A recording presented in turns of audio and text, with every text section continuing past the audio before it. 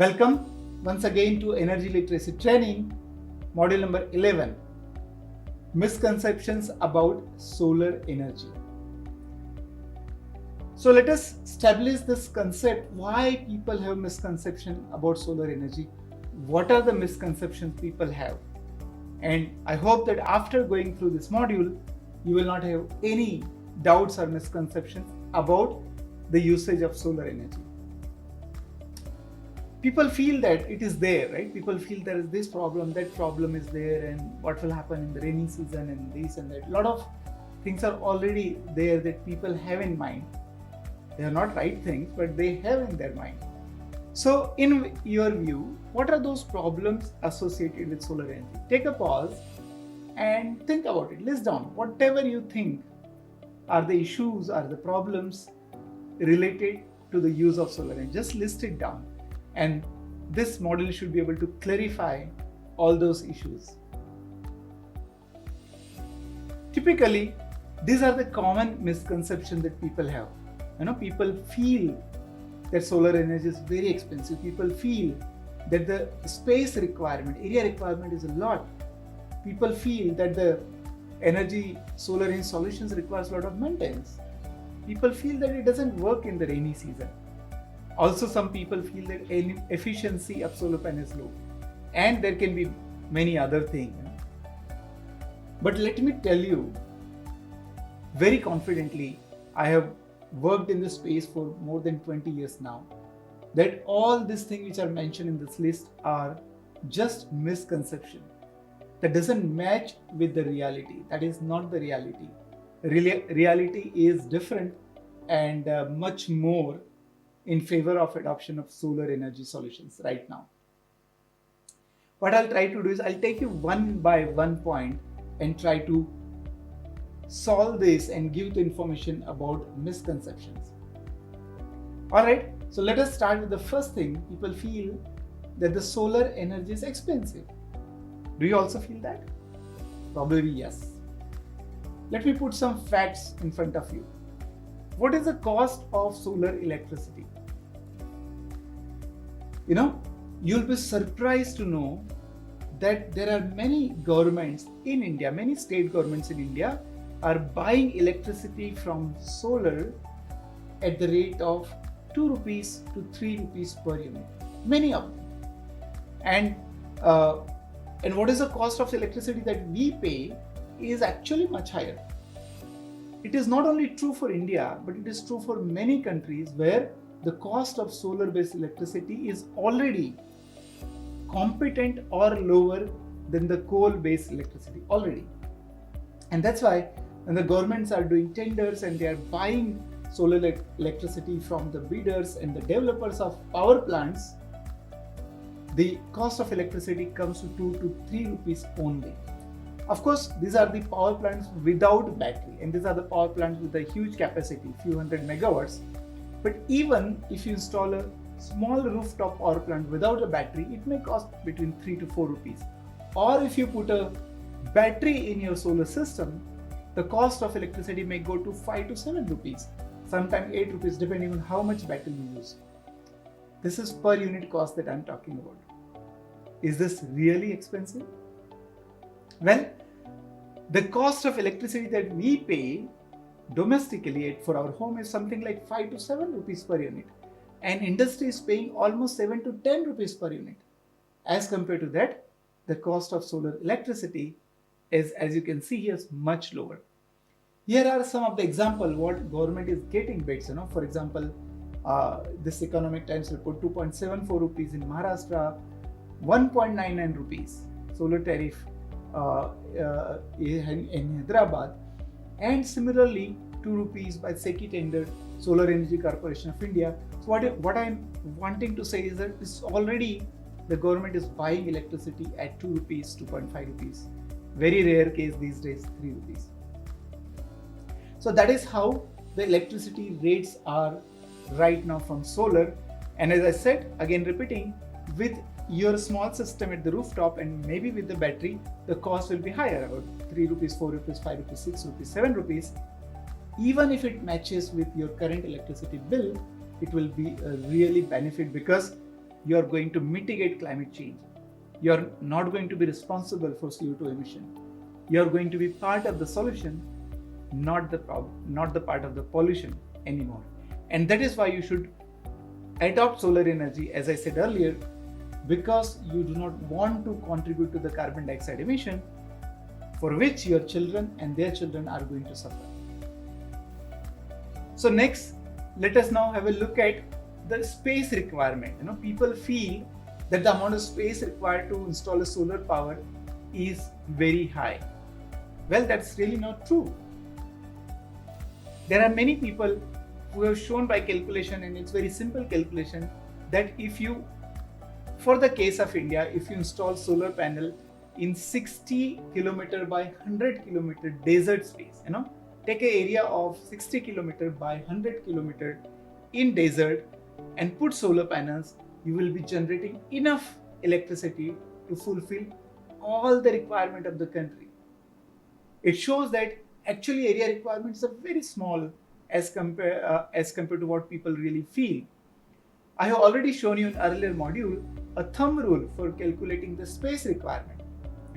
For example, if your monthly electricity requirement is 100 unit, then your area requirement is 100 square feet. If your monthly electricity requirement is 200 unit, then the area required is 200 square feet. And 200 square feet, 300 square feet, 400 square feet, is that really large area? No, I'm sure every household have such kind of area on the rooftop. In fact, my typical example is even in the slums, people have so much of a rooftop area.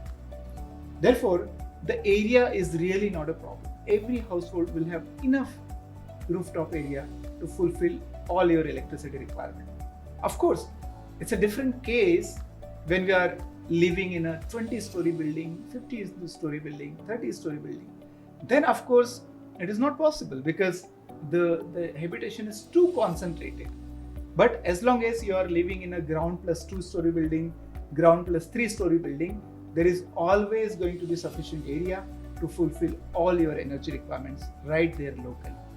If not, there are ways you can generate somewhere else and import, right? There are policies by the government that if your industry, if you do not have enough area, what you can do is you can generate somewhere else and bring it to your factory and use it. That is also possible. In a way, area requirement is not a constraint for using solar energy. The next thing people feel, and people do ask question many times, that it requires a lot of maintenance. A lot of maintenance required for solar panel. Well, that's a really, really big misconception. My counter question is, what is the maintenance required for your table? Nothing. You just need to clean it. Why? Because there is no moving part in the table. You require maintenance for all those things where there are moving parts. Like your vehicle, you require maintenance because you need to oil it, you need to grease it. But in case of solar system, solar panels, there is no moving part. And if there is no moving part, there is no oiling, there is no greasing, nothing. As a result of that, the only maintenance that you need to do in the case of solar system is just dust it, clean it. Put water and just clean it. And if we are already cleaning our house, we are already cleaning our vehicle. Our car and vehicle we already clean. So electricity for home is also very important. So why don't we clean solar panels also regularly as we clean our other gadgets at home? So that's it. Only cleaning is required as a maintenance. The next misconception about the solar energy is that during the rainy season, it will not generate electricity. Well, that is absolutely not correct.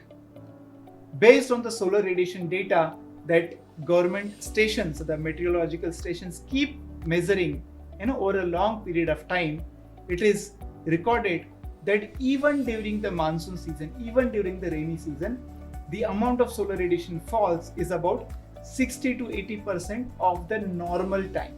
60 to 80%. What does it mean? That 60 to 80% electricity generation can still happen during the rainy season. And in case if you really want to compensate for the rainy season loss of radiation, what you can do is you can increase your panel capacity by another just 20%, 30%. And solar panels have anyway become cheaper. What I'm saying is that the generation will still be 60 to 80% during the rainy season. And if you really want to be sure in 100% generation, then what you need to do is add another 20-30% panels in whatever you have designed, so that even during the rainy season you generate 100% energy requirement.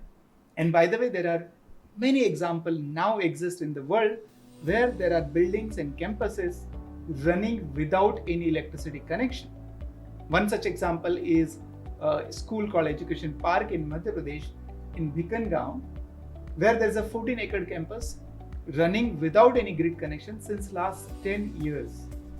How? It is designed in a manner that all the electricity requirement even during the rainy seasons are being fulfilled. So it is very much possible and should not be a constraint anymore. The rainy season should not be a constraint anymore. Alright, sometimes some people feel that solar technology is not efficient. We need to increase further efficiency for adoption of solar energy 100%. Well, number one, I would say that we do not do things in our real life considering efficiency. Do we buy our refrigerator considering efficiency? Do we buy our car considering efficiency? Do we buy our microwave and other gadgets considering efficiency? No. As a user, we do not really bother about the efficiency of the solar panel. We should not be bothered about the efficiency. It is already accounted in various parameters, especially in the cost it is accounted for. Still, I would like to give an example.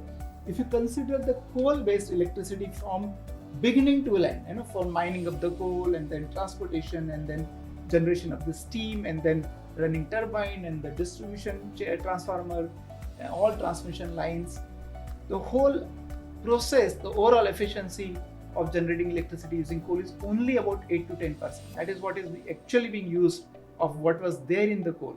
Only 8 to 10% of energy of the coal is actually getting utilized. And if I tell you that solar module efficiency today, the commercial module efficiency is already 16 to 18%. And there are some higher technology which have 20 to 20% efficiency. And even in laboratory, people have demonstrated up to 26%. Is it really low? No, it is not.